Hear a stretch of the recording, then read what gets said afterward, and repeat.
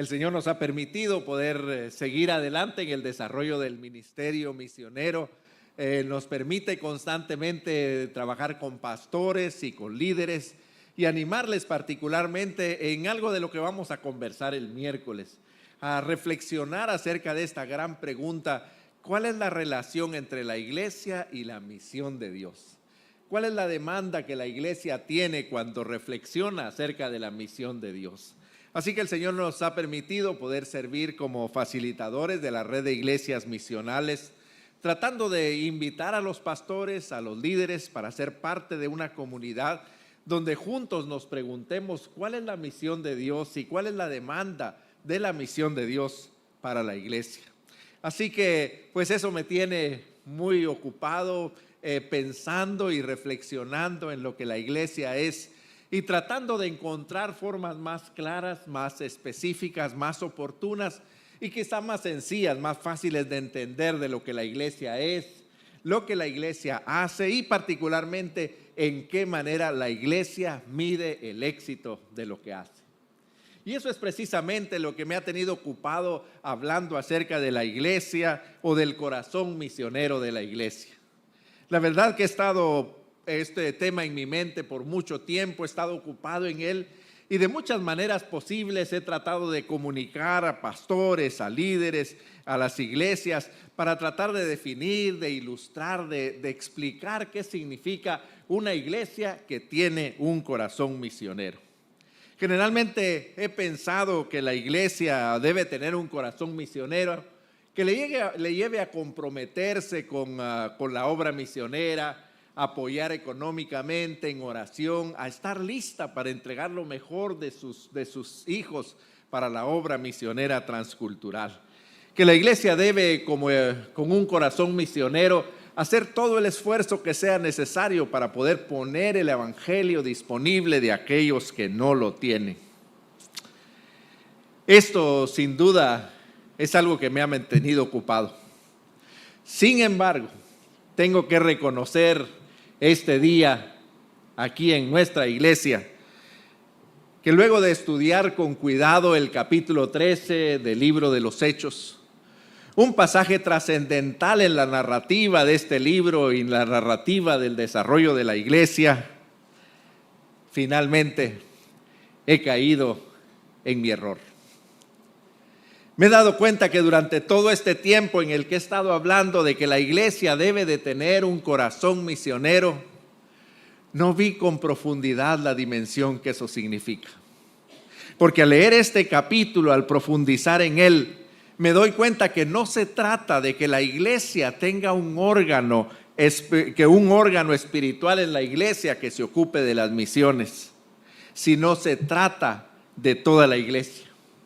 Así que tal como lo dice el tema de este mensaje, esa es la pregunta en la que he estado ocupado en responder. ¿La iglesia debe tener un corazón misionero? O más bien, como lo presenta el capítulo 13 del libro de los Hechos, la iglesia es el corazón misionero de Dios. Cuando nosotros observamos el corazón, sus funciones, lo que el corazón lo hace, es el órgano más importante del cuerpo. Como nos damos cuenta, el corazón es el encargado de dirigir el tráfico de la vida en medio de nuestro cuerpo. Cuando revisamos, y para ser sencillo, algo que es un tema muy complicado, pues nos damos cuenta que por el corazón transcurre la vida del cuerpo. Tal como leemos en las descripciones médicas, el corazón se encarga de bombear la sangre al cuerpo. Esta sangre que lleva el oxígeno y todos los nutrientes que el cuerpo necesita para su vida. Pero a medida que va avanzando y entregando todos estos elementos, va recogiendo todas las toxinas, el dióxido de carbono y lo va acumulando para volver otra vez al corazón. Al volver de nuevo al corazón, el corazón toma la sangre y la envía a los pulmones y a otros órganos para que sea purificada. Esta sangre que vuelve ya desoxigenada y llena de toxinas, la toma nuevamente, la envía a diferentes órganos para limpiarla, para oxigenarla de nuevo y la devuelve de nuevo al corazón para iniciar de nuevo este mismo ciclo.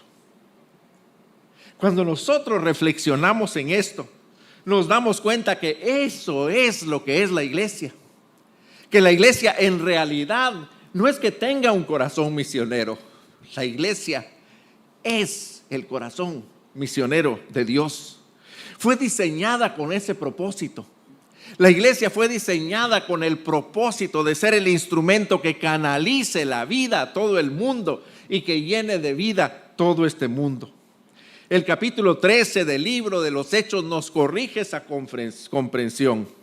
Nos informa que no se trata de que la iglesia tenga un órgano misionero que le permita hacer algunas actividades misioneras como ofrendar, incluso enviar a los que están llamados para este importante trabajo. Tal como lo vemos con atención en esta realidad, la iglesia es el corazón misionero de Dios. La iglesia fue diseñada y la iglesia existe para llevar la vida a todo el mundo, no solamente al interior de la iglesia. Debe estarlo haciendo todo el tiempo y no solamente cuando se reúnen en una dirección común. La iglesia, como el corazón, están funcionando y deben estar funcionando constantemente para que esta vida pueda fluir a todo el mundo. La iglesia, como siempre decimos, es el misterio, es el signo de la salvación a todo el mundo. Y puedo decir con toda certeza que luego de la salvación por la sangre de Jesucristo, la iglesia es el mejor regalo que jamás Dios ha dado al mundo entero. Amén. En Hechos capítulo 13 se nos presentan algunas características que quiero invitarle a que exploremos juntos para que podamos afirmar qué es lo que significa ser el corazón misionero de Dios. ¿Cuáles son las demandas? ¿Cuáles son las responsabilidades? ¿Y en qué manera nosotros podemos fortalecer la capacidad de la iglesia como el corazón misionero de Dios para cumplir su función? Quiero invitarles a abrir sus Biblias en Hechos el capítulo 12. Voy a leer los primeros 12 versículos donde vamos a estar centrados, pero luego vamos a ir a algunos pasajes más, así que tengan su Biblia, por favor, abierta en este pasaje. Hechos capítulo 13, versículos del 1 al 12. Había entonces en la iglesia que estaba en Antioquía profetas y maestros: Bernabé, Simón el que se llamaba Níger, Lucio de Cirene, Manaén que se había creado junto con Herodes el tetrarca, y Saulo. Ministrando estos al Señor y ayunando, dijo el Espíritu Santo: apartadme a Bernabé y a Saulo para la obra que los he mandado. Entonces, habiendo ayunado y orado, les impusieron las manos y los despidieron. Ellos entonces, enviados por el Espíritu Santo, descendieron a Seleucia y de ahí navegaron a Chipre. Y llegados a Salamina, anunciaban la palabra de Dios en las sinagogas. Tenían también a Juan de ayudante. Y habiendo atravesado toda la isla hasta Pafos, hallaron a cierto mago falso profeta judío llamado Barjesús, que estaba con el procónsul Sergio Paulo, varón prudente.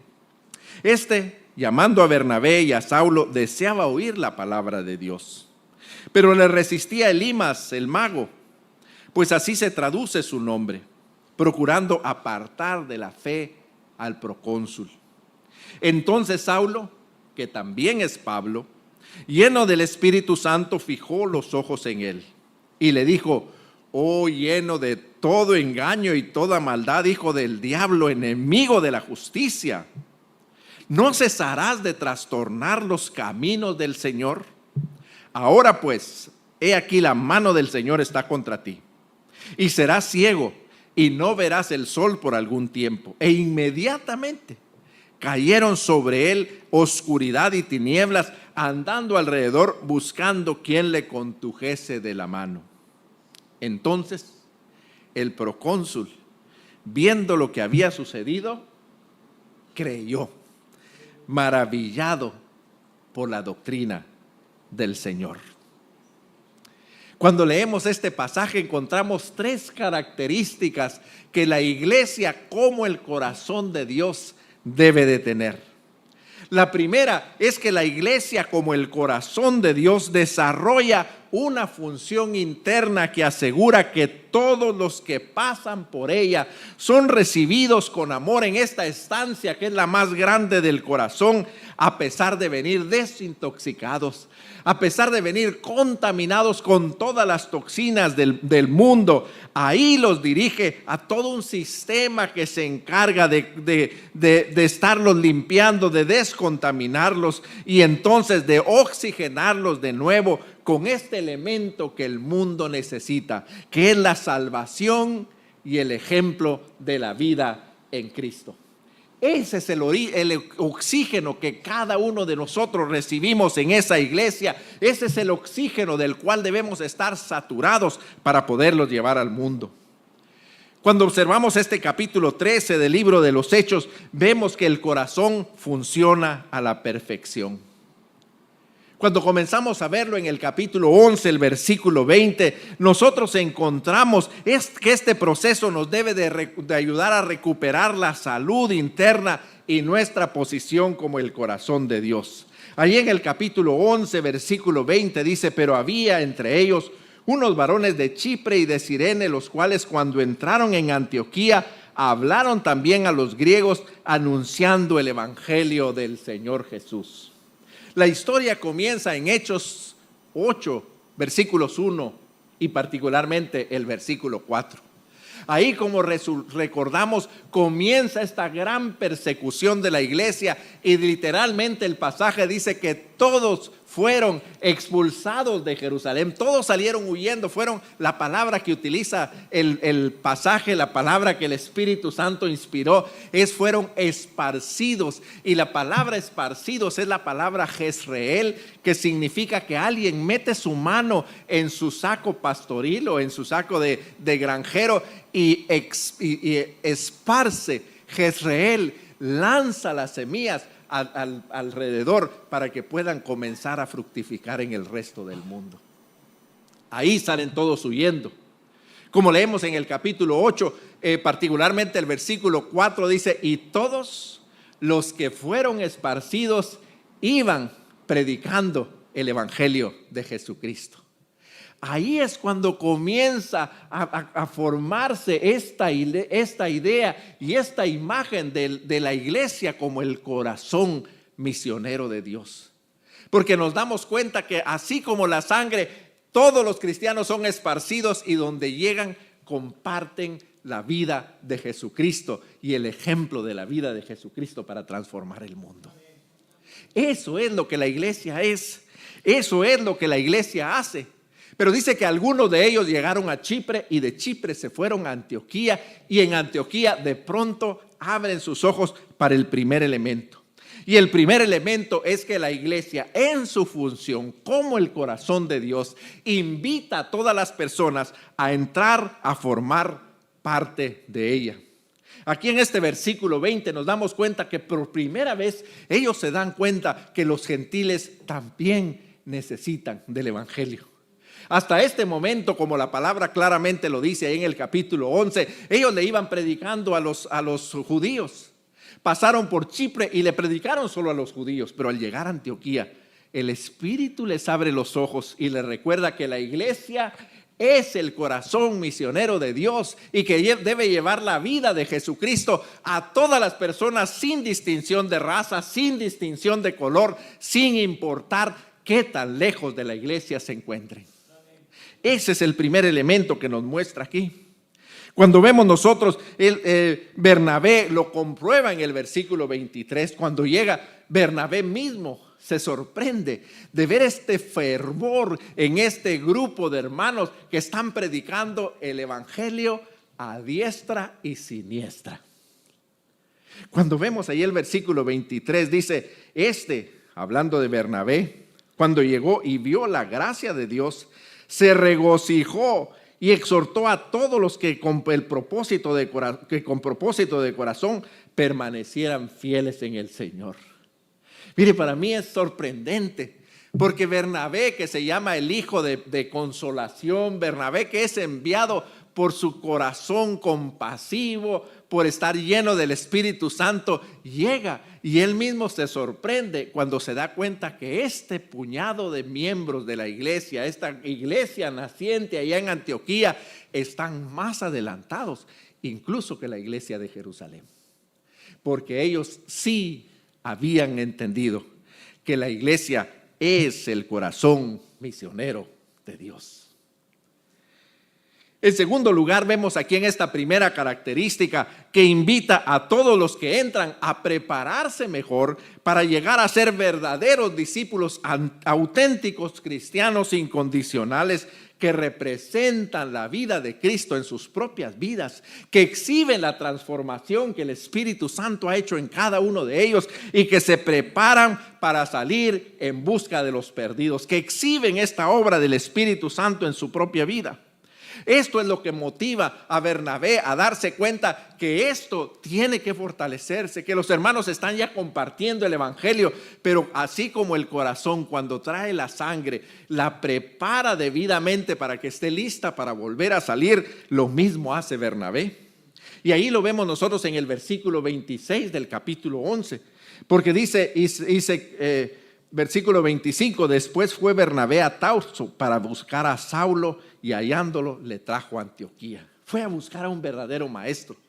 Fue a buscar a alguien que tuviera la capacidad de hacer lo que la iglesia, lo que el corazón hace con la sangre, de poderlo fortalecer, de poderlo llenar de vida a cada uno de estos glóbulos rojos, glóbulos blancos, a las plaquetas, en fin, a todo lo que pasa por el corazón, prepararlo para volver a salir, pero debidamente preparado para poder llevar vida al mundo.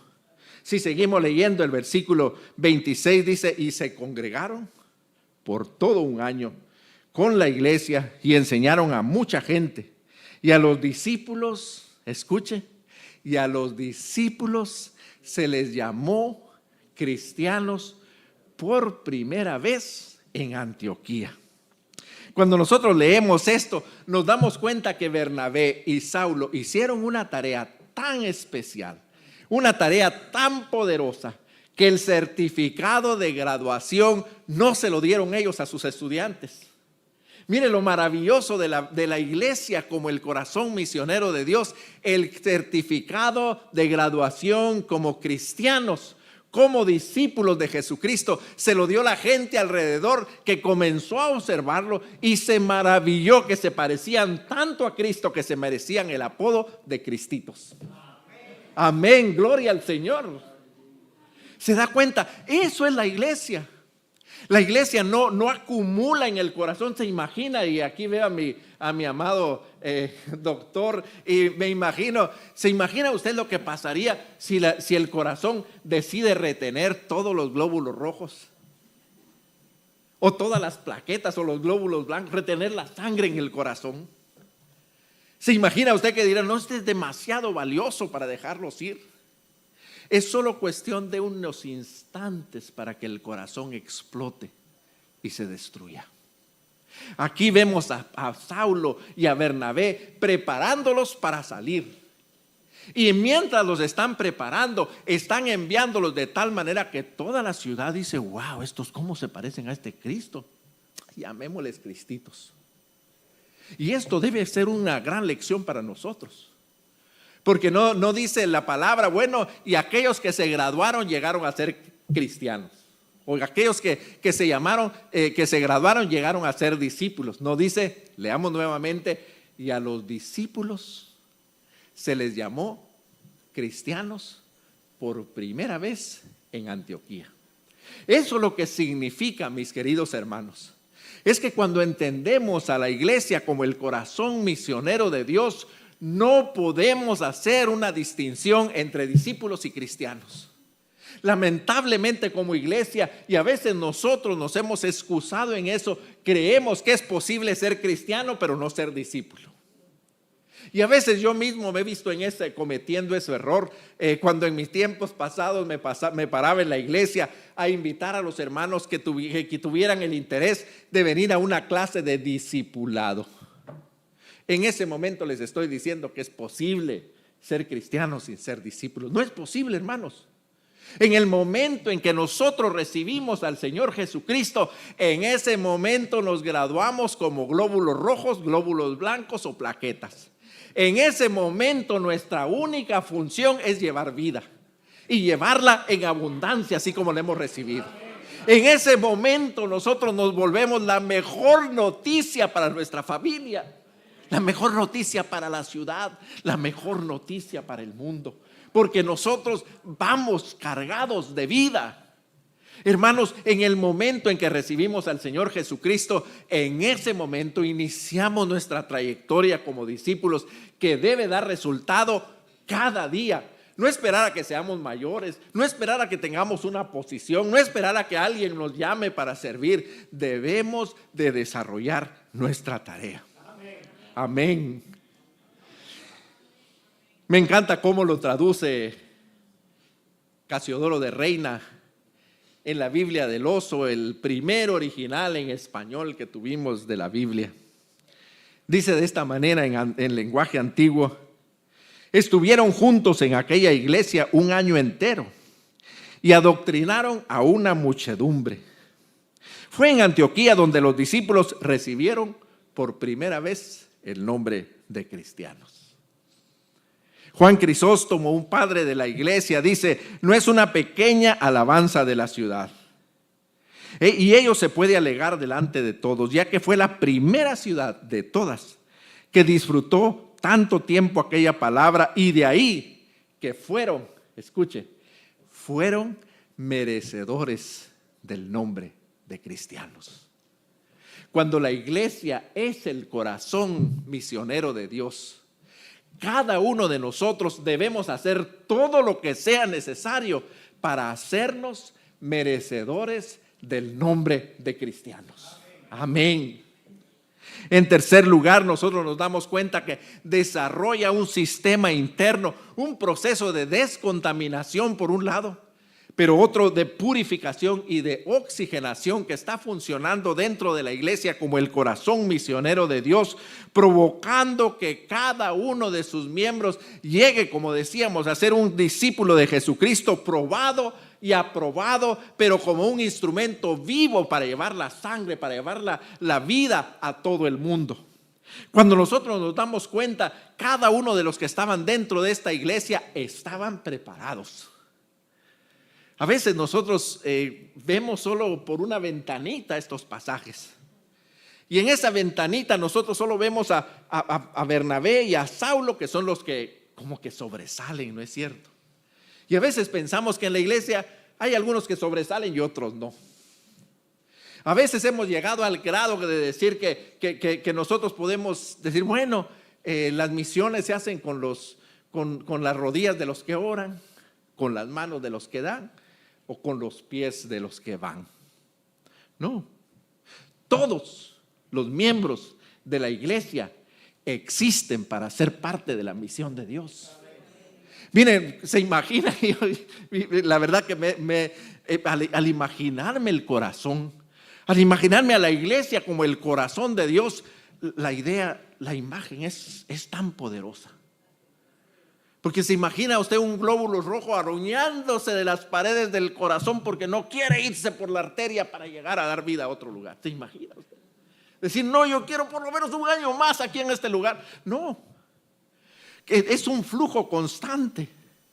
Fíjese que la sangre, no sé si mis datos son correctos, pero dice que el corazón bombea más de 7,800 litros de sangre al día. ¿Se da cuenta lo que es eso?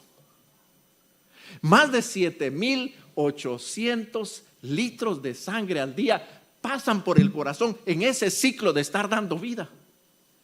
Alguien hizo el cálculo y dijo que ese era el combustible, la gasolina que un auto utiliza para ir de la Tierra a la Luna. Esa cantidad de litros. ¿Se da cuenta? Eso lo que nos muestra es que el corazón no se detiene. El corazón no espera, no se reúne, no la pasa bien, no la pasa, como dicen en Argentina, no la pasan bomba ahí todos juntos y se la disfrutan muy bien y se van esperando volver el próximo domingo. No, no es el corazón. La iglesia, como el corazón misionero de Dios, es un órgano vivo que está lanzando a todos hacia afuera con la vida, con la salud y con la experiencia de Jesucristo. Y eso es lo que sucede aquí. Porque como leemos en los primeros versículos, dice que había ahí dentro de ellos, desde el primer momento, los que llegaron a estar en contacto con esta comunidad cristiana, comenzaron a sufrir una transformación que los llevó al momento de ser elegidos por el Espíritu Santo para salir a transformar a otros. Y esto es lo mismo que Jesucristo hizo con sus discípulos.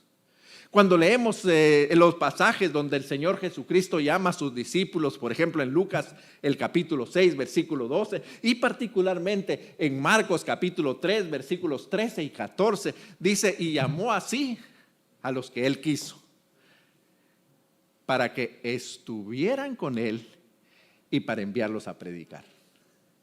Para que estuvieran con Él el tiempo necesario para estar listos para salir. Esa es la iglesia como el corazón de Dios. La iglesia como el corazón de Dios no recibe a todos para quedarse, sino los recibe para el tiempo necesario para que estén listos para salir. Esa es la ilustración que nos da el corazón. Toda la sangre fluye en esta perfecta sintonía para pasar por el corazón, ser enviada al proceso de limpieza, volver al corazón y ser enviada para dar vida y esperarla de vuelta para volverla a preparar mejor y volver otra vez a enviarla de nuevo. Así que cuando nosotros vemos este proceso, este pasaje, nos damos cuenta que la iglesia existe, que se desarrolla internamente cada uno de ellos. Allí en el capítulo 13 dice: había entonces en la iglesia de Antioquía pastores y maestros. Nos dan los nombres, pero luego escuchen lo que dice: ministrando estos al Señor y ayunando. No dice ahí, bueno, resulta que este grupo de hermanos decidieron al fin del año hacer un retiro espiritual y se fueron a ayunar. No dice, llegado el tiempo en su calendario del día del tiempo de ayuno y oración, pues se dedicaron a eso. No dice. El texto nos dice claramente que su vida dentro de la iglesia era de ministrar y ayunar. Y como bien dice Amonio, otro de los padres de la iglesia, hay que señalar que el Espíritu Santo no habla a cualquiera que se presente, sino a quienes están ministrando y ayunando. Eso es lo que nos debe ocupar a nosotros mientras estamos reunidos. Mientras estamos reunidos, nosotros estamos ministrando, ayunando en perfecta y en santa expectación de ver lo que el Espíritu Santo quiere decirnos. Esta es la primera característica de la iglesia como el corazón misionero de Dios. El segundo es que luego de esto, luego de que han sido recibidos, que han sido purificados y que han sido preparados y listos para salir, entonces la iglesia, como el corazón de Dios, asegura que cada uno de sus miembros sea un testigo de Jesucristo y que cada uno de ellos, sin excepción, asuma el compromiso de salir a cumplir su parte para compartir el evangelio y para demostrar la vida en Cristo en cualquier lugar donde se encuentran. Este es un capítulo trascendental para la iglesia de Antioquía, porque hay tres cambios paradigmáticos que se nos dan en este pasaje. El primer cambio paradigmático es que por primera vez la iglesia abre sus ojos y abre su boca para compartir el evangelio entre los gentiles. Cuando nosotros nos vemos, inaugura esta parte de evangelizar a los paganos, pero nos muestra también que esto es lo que distingue a una iglesia como el corazón de Dios. Una iglesia que sale a buscar a los perdidos donde quiera que los perdidos están, que no se para en la puerta esperando que vengan. La iglesia como el corazón de Dios sale en busca de ellos y los identifica e inmediatamente, no importa su raza, su clase social, no importa su nivel en la sociedad, va y comparte la vida que ahora tiene y de la que está cargado. En segundo lugar, nos damos cuenta que es una iglesia que tomó muy en cuenta lo que el Señor dijo en Hechos capítulo 1:8. Y cuando digo que lo tomó muy en cuenta, es porque debemos de entender todo lo que dice ese pasaje. Porque muchas veces nosotros nos quedamos, pero recibiréis poder cuando venga sobre vosotros el Espíritu Santo. Y ahí estamos esperando que el Espíritu Santo venga y se manifieste entre nosotros. Por cierto que eso es tremendo y eso debemos hacer. Debemos estar en esa expectativa, preparando para que el Espíritu Santo, como en esta iglesia de Antioquía, tenga el derecho de interrumpir nuestros programas. Tenga el derecho de interrumpir nuestra predicación. Tenga el derecho de interrumpir nuestros planes y dirigirnos por donde Él quiera. Por cierto que debemos estar, pero el pasaje no termina ahí. Si no dice, pero recibiréis poder cuando haya venido sobre vosotros el Espíritu Santo. ¿Y qué dice después? Y me seréis testigos. Y el y ahí es como consecuencia, me seréis testigos. Así que el Espíritu Santo viene no para satisfacción personal, sino para darnos el poder para que nosotros seamos testigos. Pero no termina ahí. Si no dice, me seréis testigos, ¿de dónde? En Jerusalén, en toda Judea, en Samaria y hasta lo último de la tierra. Y cuando vemos el texto, está hablando de simultánea y sistemáticamente. No es primero Jerusalén, luego Judea, luego Samaria y entonces hasta lo último de la tierra. No, la iglesia en Antioquía entendió que esto era simultáneo y que esto era sistemático. Nos damos cuenta nosotros que allí en este pasaje ellos entienden que lo que el Señor está dando en este pasaje es algo maravilloso. Ayer hablábamos de esto con el grupo de pastores. Nos recuerda que la iglesia es una iglesia peregrina. El domingo pasado escuchaba al pastor Tomás compartiendo algunos de los distintivos de la iglesia. Este es otro muy valioso. La iglesia es una iglesia peregrina. La iglesia nació para moverse, la iglesia nació para viajar, la iglesia nació para avanzar hasta lo último de la tierra. ¿De qué otra manera nosotros podemos explicar que el Señor le da el mapa de la trayectoria antes siquiera de darles el Espíritu Santo? Qué poderoso, ¿no es cierto? El Señor les dice, miren, cuando reciban el Espíritu Santo y cuando ustedes se vayan, no pierdan tiempo, así que de una vez les doy el mapa. Miren, aquí está el Waze y se los pone ahí en su computador espiritual y dice, mire, aquí está el Waze, aquí los va a pasar por Jerusalén, Judea, Samaria. Algunos van a ir a Jerusalén, otros a Judea, Samaria, hasta lo último de la tierra, pero todos esos lugares tienen que ser cubiertos. Y esa es la prescripción que les da ahí. La iglesia debe moverse hacia afuera y cada vez más lejos. Y eso es algo que creo que esta iglesia ha hecho fuertemente. Pero la iglesia, como el corazón de Dios, debe fortalecer esto constantemente. Y entonces en estos momentos es cuando nos sirve aquella, decimos, ay, gracias a Dios que el Señor no me llamó como misionero. De lo que me salvé. Y me pasó cerca, aquí nos pasó silbando no. Cuando nosotros vemos lo que la palabra nos dice, es que cada uno de nosotros hemos llamados a ser testigos. Y el Señor nos ha llamado a ser testigos ahora. Y el Señor nos ha llamado a ser testigos ahí donde quiera que usted esté. Eso es justamente cuando nosotros entendemos este pasaje. Lo que el Señor les dijo allá en el capítulo 24 del libro de Hechos. Pero quedaos sentados en Jerusalén hasta que recibáis el don del Espíritu Santo.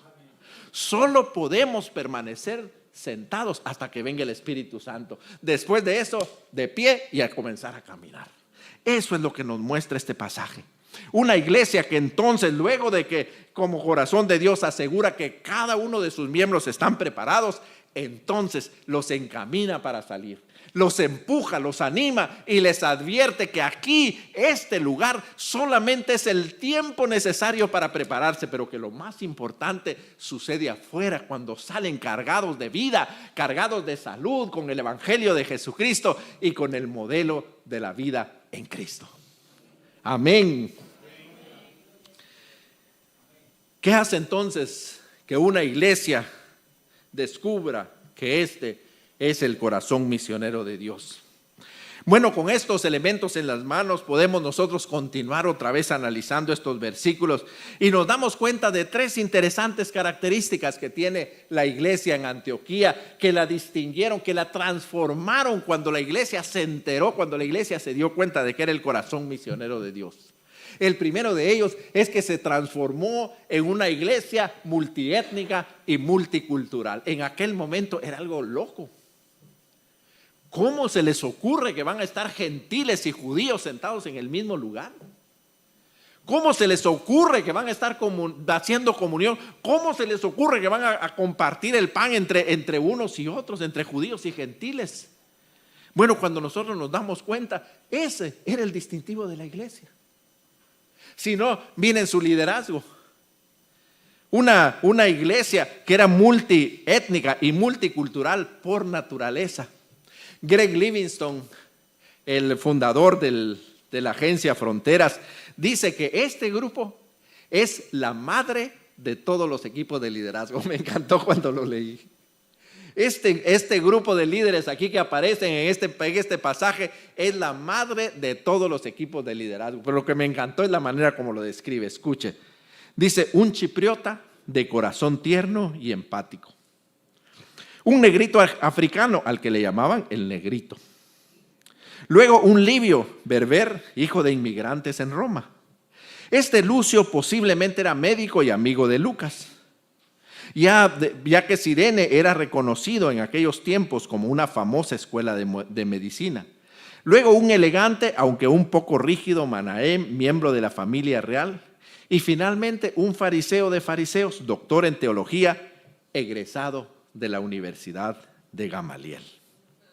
Pero este variopinto grupo de líderes pudo trabajar unido a pesar de las diferencias lingüísticas, a pesar de las diferencias étnicas, a pesar de eso, porque entendieron que habían sido escogidos y que Dios los había establecido como iguales en el liderazgo de la iglesia, como un modelo, que la iglesia es una invitación para todas las naciones.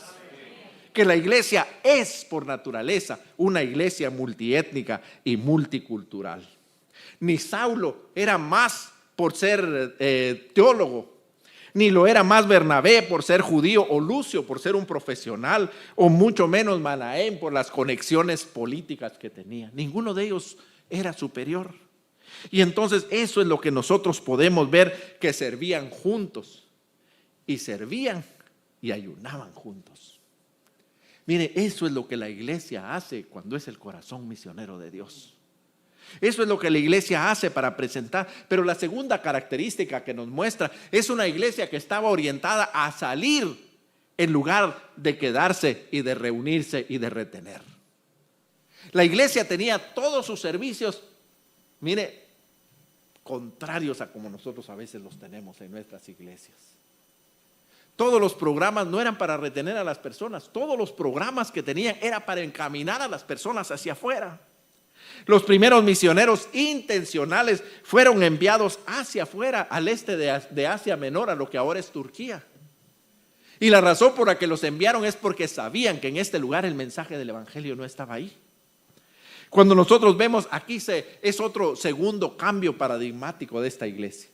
Y el cambio paradigmático es que la evangelización se hace intencional, se transforma en intencional en lugar de accidental como estaba haciendo hasta ahora. Como ustedes recuerdan allá por Hechos capítulo 8 versículo 4, ellos predicaban mientras iban siendo perseguidos. En lugar de esconderse, en lugar de salvar su vida, aprovechaban el tiempo para predicar.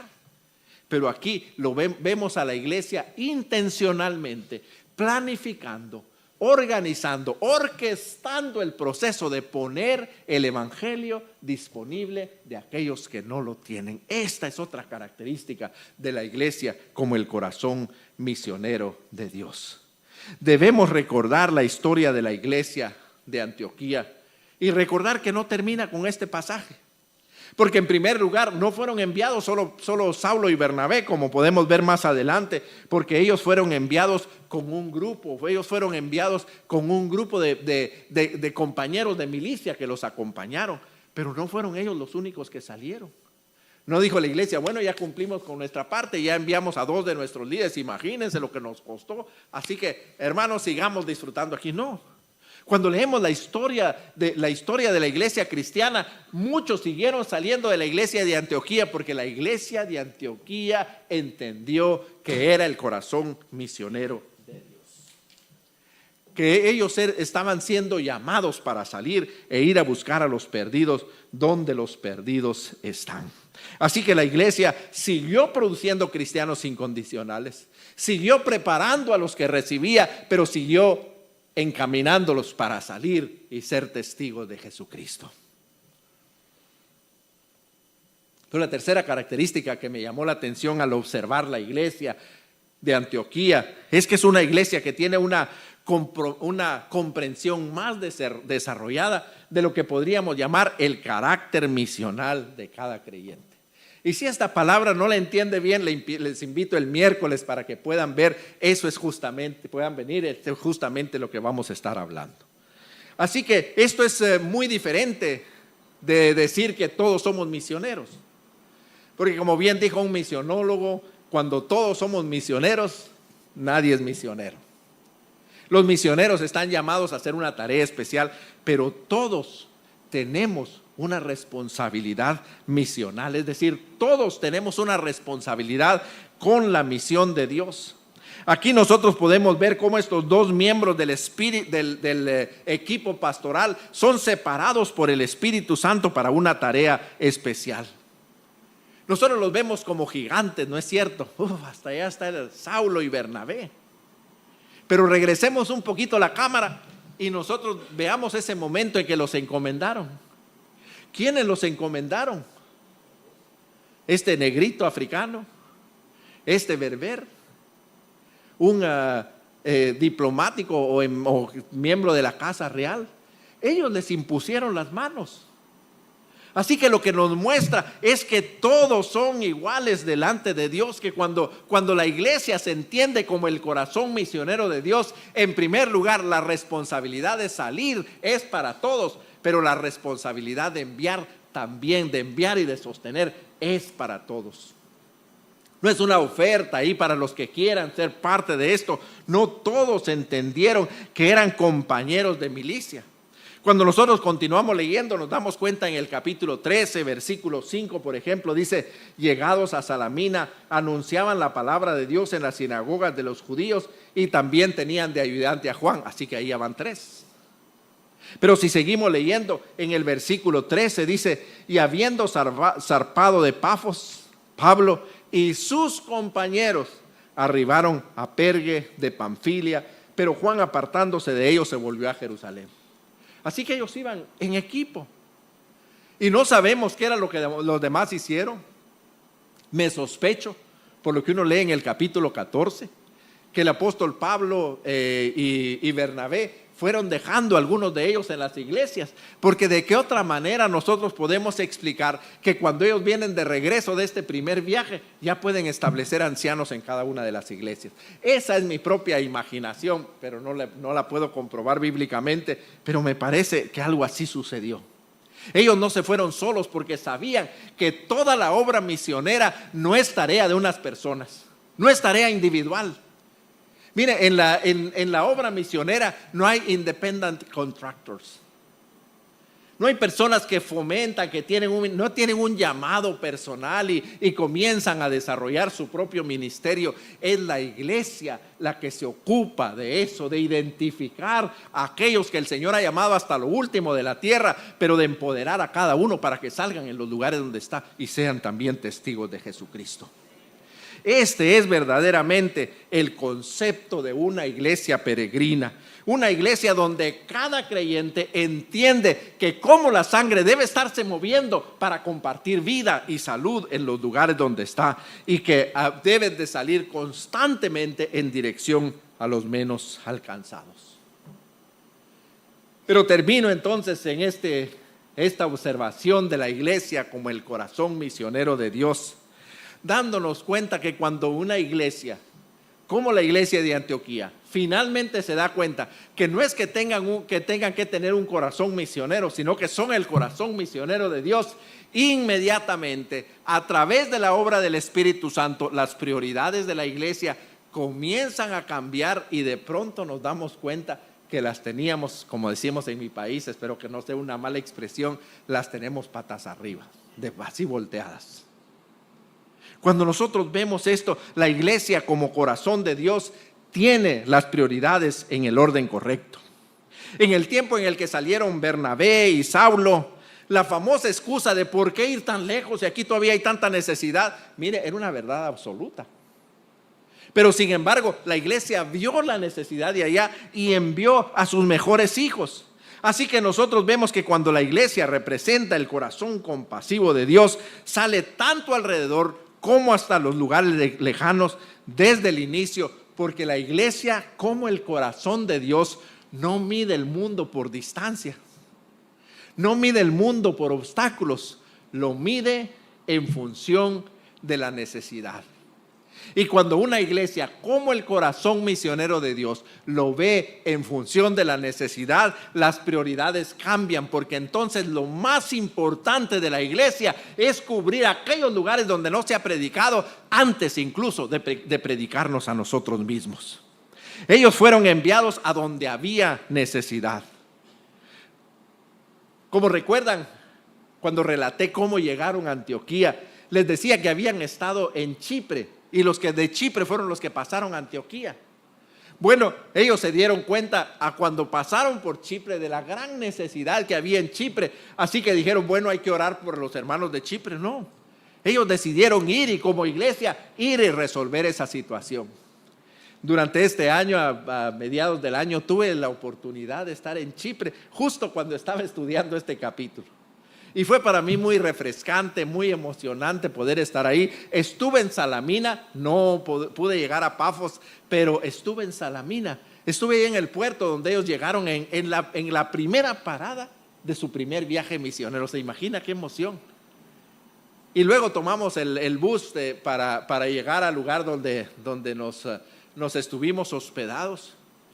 Y yo comencé a ver alrededor. Mire, atravesar esa isla en las condiciones en las que ellos estaban era un trabajo difícil. Si ahora es un trabajo difícil porque es un terreno escarpado, es un terreno seco, árido y con mucho calor. Pero a ellos no les detuvo eso porque sabía que había necesidad y dice que comenzaron a predicar primero a los judíos, pero cuando llegan a Pafos, entonces predican a los primeros gentiles y comienza este movimiento entre los gentiles. Así que nosotros vemos que esta iglesia desarrolla este proceso de poder enviar a los misioneros hasta donde hace falta. Así que, ¿cuáles son las 3 características que podemos ver? Muy importantes. La primera característica de una iglesia como el corazón misionero de Dios es que la iglesia predica a Cristo y a este crucificado. Amén. Ese es el tema de predicación de la iglesia, predicar a Cristo y a este crucificado. Cuando leemos nosotros el primer cambio paradigmático que hay en esto, el siguiente cambio paradigmático, que hay en este pasaje, es el cambio de nombre de Saulo a Pablo. Y esto no es cierto, Pastor Tomás, que es algo que siempre le ocupa a uno preguntarse por qué se cambió de Saulo a Pablo. Muchos a través de todo el tiempo, los comentaristas han tenido ideas acerca de esto. Agustín de Hipona, por ejemplo, decían que él se puso Pablo porque lo ligó con Párvulos, que es el nombre del más pequeño. Así que para presentarse, como él lo dijo, le escribió más adelante en una de sus epístolas, como el más pequeño de los apóstoles. ¿Tiene sentido?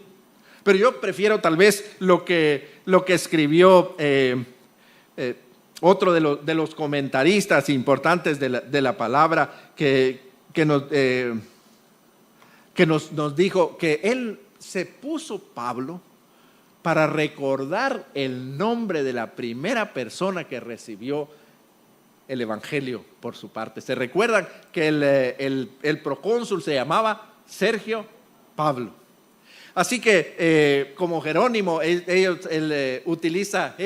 reflexiona sobre esto y dice que quizás se lo puso para recordar al primer convertido y que esto le sirviera de memoria de que esta era la razón de su existencia, que esta era la razón de su vida.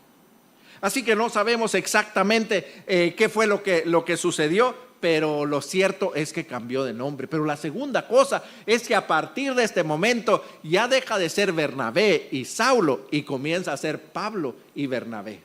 Él asume liderazgo y creo yo que por tres cosas muy importantes. La primera, por este valor que el Señor le da para confrontar a Elimas y porque la gente pudo ver este fervor y cómo en defensa del evangelio y de la posibilidad de llevar vida a una persona, él estuvo dispuesto a confrontar a aquel que parecía ser el hijo predilecto de Sergio Pablo.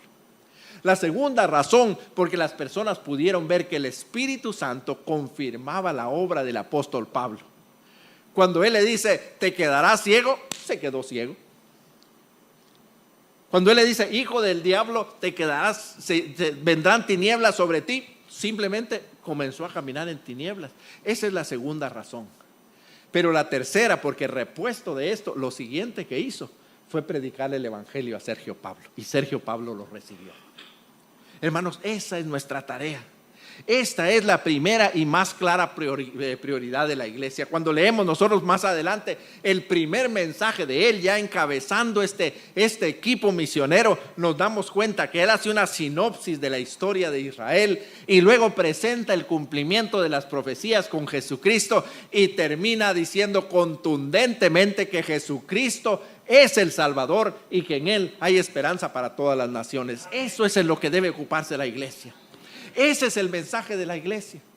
Y creo que compartimos el dolor en el corazón de ver cómo la mayoría de la iglesia, o una buena parte de la iglesia en América Latina, ha sido negligente en poner esto en los púlpitos. Ahora pareciera que hay tantas cosas y tantos mensajes como para sustituir a Cristo y a este crucificado en el púlpito. Pero una iglesia como el corazón misionero de Dios, esta es su primera prioridad.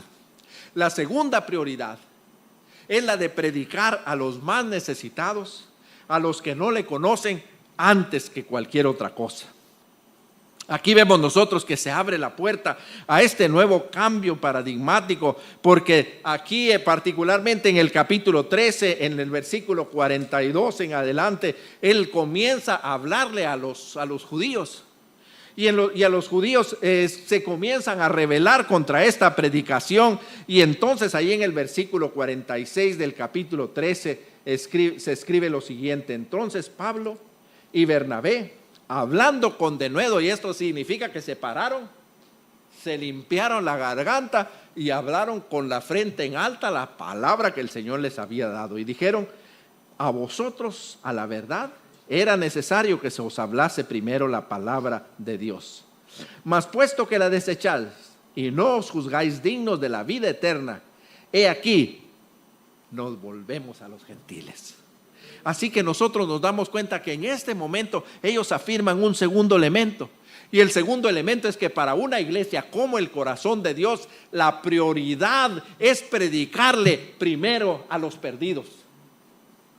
Y no seguirnos engordando nosotros con el conocimiento. Ayer decíamos que hay un gran desbalance. Siempre me gusta usar este ejercicio, así que se los voy a enseñar en esta mañana. Pónganse de pie, por favor, un momentito.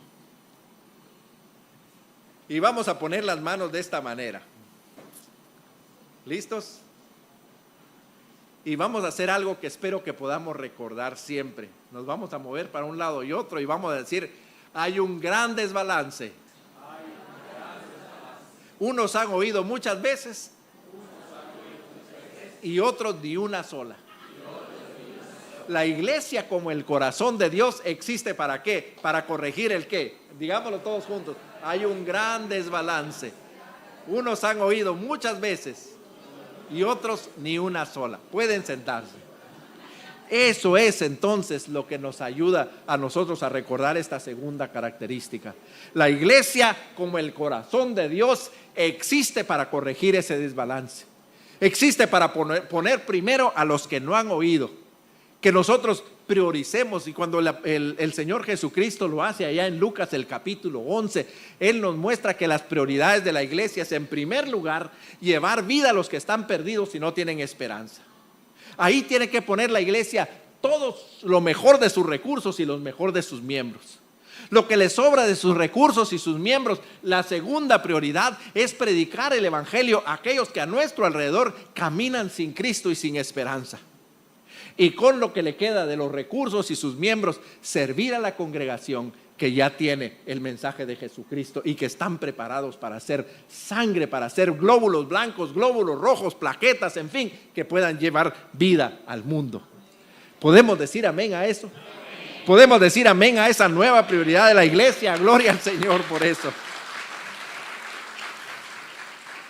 Pero la tercera y muy importante prioridad de la iglesia es ir a buscar a los pecadores donde los pecadores están, en lugar de esperar que lleguen a la iglesia.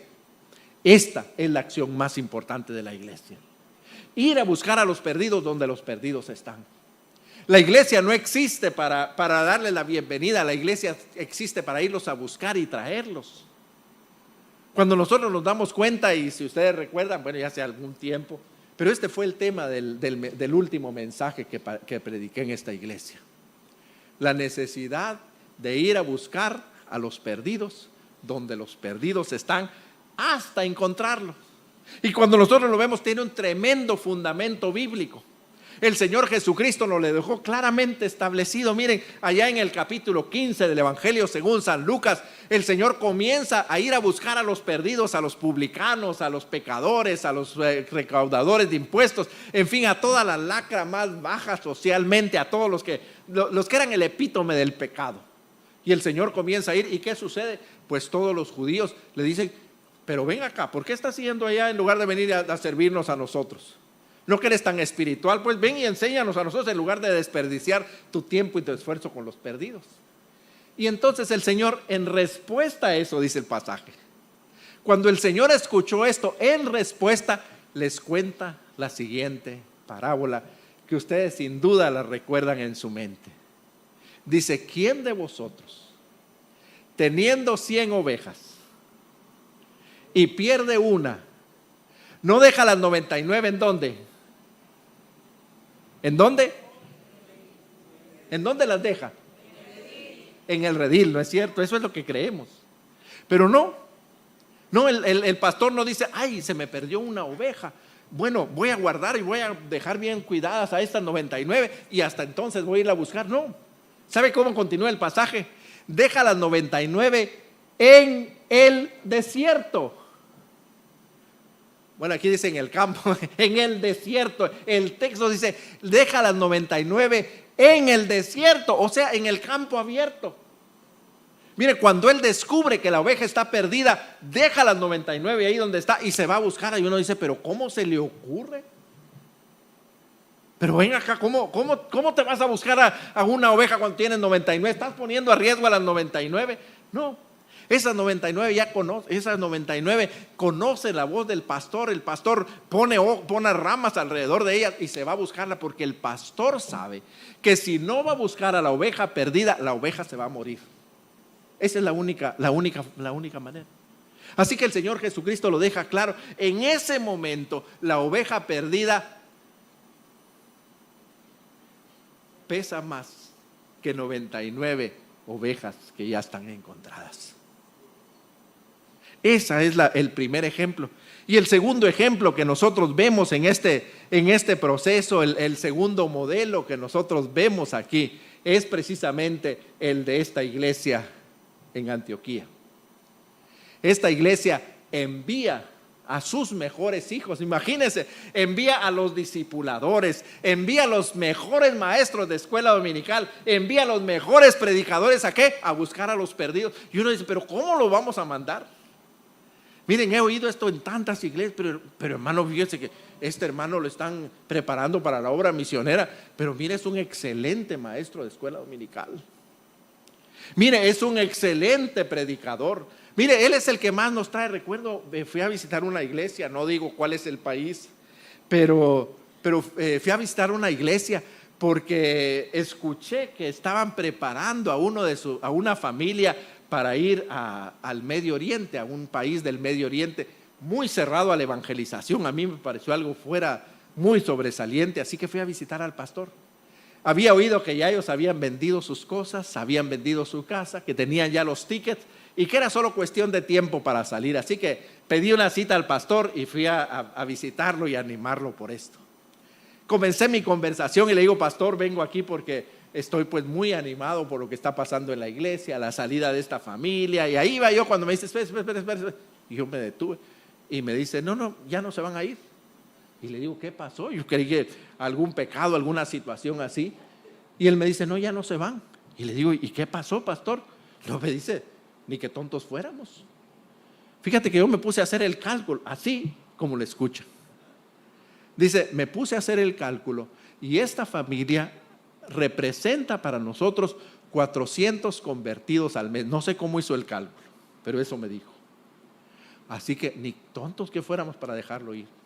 Él ya no se va, se queda aquí para seguir trayendo convertidos.